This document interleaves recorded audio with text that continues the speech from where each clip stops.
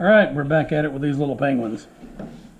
Last time we left off by outlining the gross anatomy that we want to do and marking the major parts of where we're going to be putting all the particular pieces of this penguin.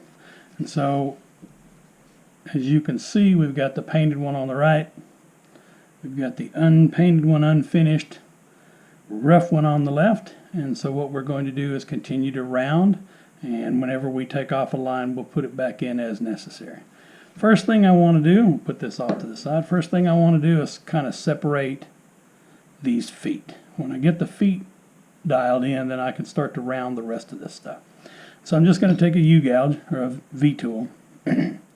Hopefully you have a good V-tool that you like using, and I just want to follow those lines and remove right up to those lines. And as I remove that, I know that the stuff in between is what's going to come off. And so that gives me an opportunity to then go in with the knife and make a stop cut and remove the wood in between with whatever removal tool I like. So I'm just going to grab a knife here, and I'm just going to make a stop cut right down the middle of that channel that I just carved and go all the way to the bottom. You want to go fairly deep, but not so deep that you're not going to be able to carve all that off. I'm using a fishtail gouge to remove some of that rough stuff in between the lines that I just carved off. And all we're doing at this point is outlining the gross anatomy and removing the bulk of the wood that I don't want on there. There's a lot of it that I'm going to trim off, that I'll trim off later. I'll only go up to a certain point just to make sure as I carve I'm not taking off too much. I've done that too many times in the past, and it's not a whole lot of fun. Okay, we're going to separate the space between the feet, and that's just a simple stop cut, stop cut, and slice over to that. And we'll do that just to make sure that we have enough room in between the feet so that we can round the body when that time comes. The other thing I want to do is first of all, I want to preserve a flat spot here for him to sit. What I don't want is for him to be able to wobble back and forth. I want him to sit fairly sturdy, fairly flat when you put him on a table or a display. So we're going to preserve an area right in between those feet. So somewhere about right here and about right here. We'll make it completely flat. You can go out and put that on a sander and make that completely flat. We'll carve it off. And then we'll carve off the indentation of the body where it rounds this way and rounds that way. We want to round here all along through here so that we're rounding off the space in between the feet and the legs. And whatever removal tool you use for that, but I'm just going to go straight across with my knife and make sure that I'm taking off that wood. That's hard right there for some reason. I want to make sure that I'm taking off just enough so that it looks like his feet are separated from his body. Again, I'm preserving that flat spot in the middle because I want to leave that flat enough so that it sits down on the table or the mantle or wherever you're going to put that. I'm now going to remove this part right here, and so it's the part that's behind the feet, and I just want to take that off. That's a fairly easy cut to do because I'm just going to do a stop cut in there where I have already marked, and then I'll just take that off with a fishtail gouge. What I want to do is get this high ridge off of here because I don't need it there. In fact, it can be in the way for being able to get everything else that we want out of here. I'll go back and take a lot of this stuff off, but you can do that at your leisure or follow along. I know some of you like to carve along and some of you like to listen and then carve. I'm the same way. Sometimes if I've never seen a technique, or I've never seen a carver and I'm watching their video, it's kind of nice to just sit back and enjoy the whole ambiance of carving with someone else in their shop, or how they're trying to teach, and listen to what they're doing. And it gives you an opportunity just to listen to the inflections, soak up the chips, and really enjoy spending time with it. Got that off. I'm now going to separate this area right in here. This is below the bow tie and above the feet. Again, stop cut, making sure your cuts are right where you want them to be. And I'm not going to worry about a stop cut because my saw has one there, and we'll put in another one later. All I'm going to do is just cut off that wood that's in between the feet and the bow tie, understanding that that's going to come off, a lot more of that's going to come off again when we slim his body down, because right now he's a chunky little penguin, and that's okay, but we'll get to where we remove a good portion of this wood, and then I'll come in here with a couple of different tools to take that off, but it'll give me a chance to sort of nudge up to where I want to go. So we're not in a hurry to get this thing done, but we don't want 30 videos doing this. I'm going to switch to a smaller bladed knife. You can see the difference between these two. Both of them Drake knives. I've had this one a lot longer than I've had this one. This one's about 2 inches. This is about 1.5 inches, inch and close enough. Some of my measurements are 1 inch and close enough, and that's alright. This thinner knife allows me to get in here to this tight spot and remove some more of that wood that I need to remove eventually. And then it allows me to get back up here under the bow tie and kind of thin him out a little bit. We'll do more as we go along. And now I've got that ridge right there that I'll remove when I get to it. Take a few moments just to round a little bit more. I think one of the worst things we as carvers do is try to add details before we round.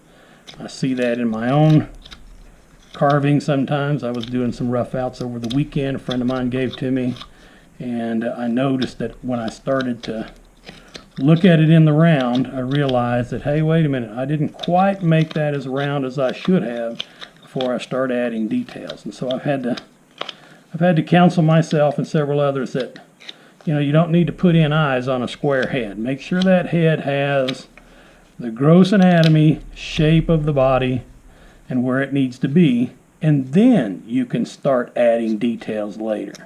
That's one of the wonderful things that I didn't discover about rough outs until later, is the rough out has roughly already been put in the shape of what you need. And so if you do a little bit of pre-work on a rough out, then you can start adding details fairly quickly. So for those of you that don't have a bandsaw, don't have a friend that has a bandsaw and can cut out blanks for you, my suggestion is to use a rough out when you can. Especially if you tire easily, a rough out is a great way to get closer to a finished project before you tire out. So if you notice, as I slimmed it down and rounded it, I've lost some of my lines. Go back in and put those in,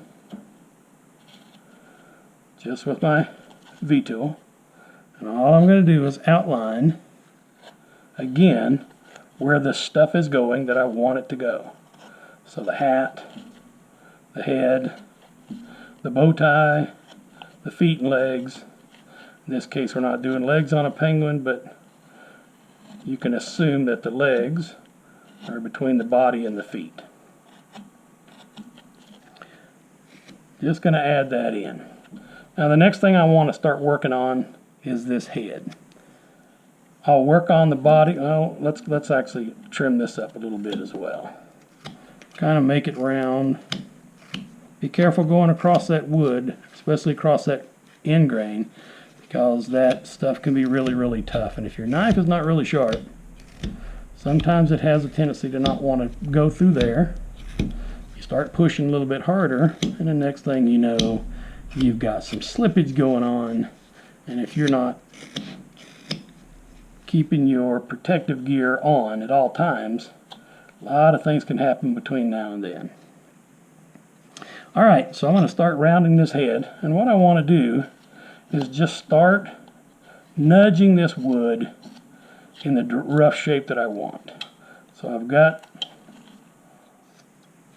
my V tool marks here outlining where things are going.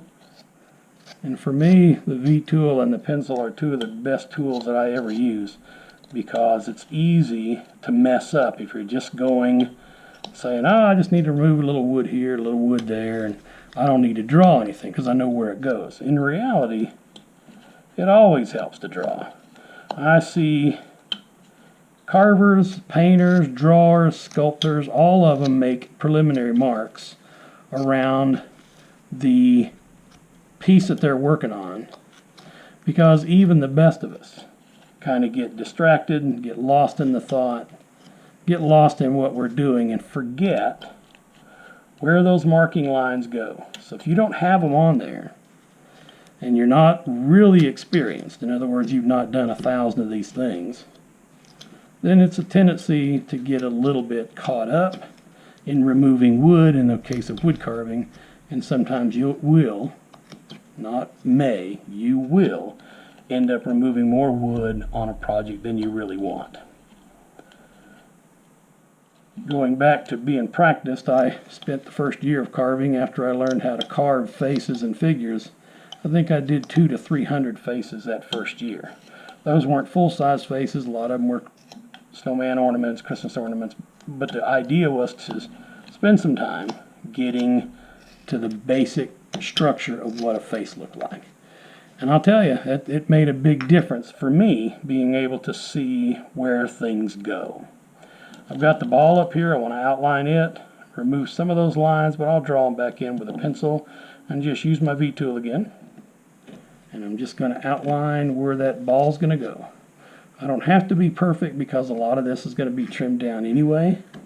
So I just want to get a rough indication of where it's going to go. And as I mentioned in this, I think the second video, we're going to have the ball of the hat come all the way down here, so that when we paint this white and this white, I don't have to worry about a thin strip of red right there that I can't really paint very well. I'm going to leave that white as we can, so we'll leave that space right there.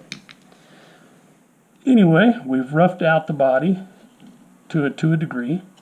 We've left some space on it. I want you to now deepen this V tool cut right here, because that's the next thing we're going to do. We rounded the body a little bit this way. Now we're going to round it a little bit more that way. So what I want to do is deepen that cut, and then I'm going to put a stop cut. Let's get that little sliver out of there before it bothers you and me and everybody else. A stop cut right there, and a stop cut right there on the other side of the bow tie. And I just want to start nibbling that wood away. I don't need to take off a lot of it at any one time, but I just want to start shaping that body upwards, because as this body tapers from the fat bottom to the thinner head, he's going to go this way. And so if I don't take some of that wood off, pretty soon I'm going to have a penguin that does not look right because his proportions are out of whack. And I'm going to do that all the way around on this body. So I'm working on the spot beneath the tie strap, the bow tie, and I just want to remove that wood up under there. We'll remove the bow tie strap to at least carving it down. But right now I just want to get this body shaping in the right direction. It's the biggest part of the carving. The face is smaller than the body, the head's smaller than the body. It's the biggest part of the carving. So it's important that we establish the structure and the geometry, symmetry, and all those fancy words that we don't like to think about when we're carving. We're just going to remove and make this body a little bit rounded. I'm not going to round it too much because I want some room for some flippers there, or whatever the wings are on a penguin are called. I'm sure my ornithology friends would tell me exactly what that is, but none of them's here, so I'll just call them those flappy things. The things they don't really fly with, but I guess they swim with them. Okay, I Got a lot of saw marks back here I like to remove because those are just, they're a distraction to me. I don't know if they are to you, but they are to me, so I'm not going to leave them on there beyond the point which I have to. I don't have to leave them on there anymore, so we're just going to take them off. Use whatever wood removing tool and wood removing technique you have. All right, next we're going to do that same thing that we did down here. We're going to do that with the bow tie strap as well. We'll call it good right there. I'm still experimenting with my GoPro here, the angle I'm trying to get. I think I may end up having to build myself some kind of frame here to put this in, but I've got it hooked onto a lamp, so hopefully it's not too far away or too close, and we've been able to get where we needed to go. Anyway, I'll stop right there. It's been about 15 minutes, and we'll close up right there and call it good. And come back with us on the next round.